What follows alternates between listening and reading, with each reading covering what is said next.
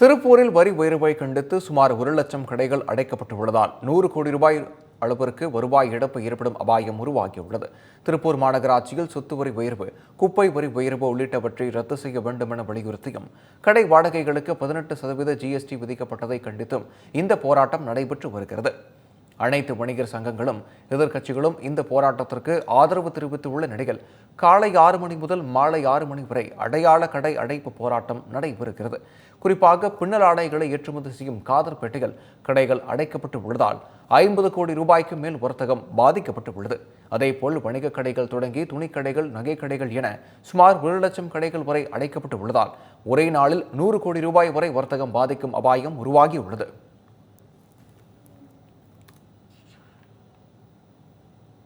கன்னியாகுமரியில் உள்ள அரசு பள்ளியில் அழுகிய முட்டைகள் வழங்கப்பட்டது தொடர்பாக விசாரணை நடத்த பள்ளிக்கல்வித்துறை உத்தரவிட்டுள்ளது.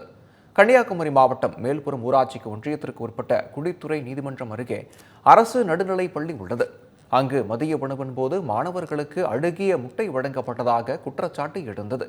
அதேபோல பெருந்தூர் அரசு பள்ளியிலும் அழுகிய முட்டை வழங்கப்பட்டதாக புகார் தெரிவிக்கப்பட்டது.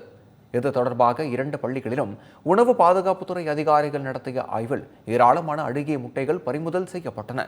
இந்த விவகாரம் தொடர்பாக மாவட்ட கல்வி அலுவலர் உரிய விசாரணை நடத்தி அறிக்கை சமர்ப்பிக்க பள்ளிக்கல்வித்துறை உத்தரவிட்டுள்ளது.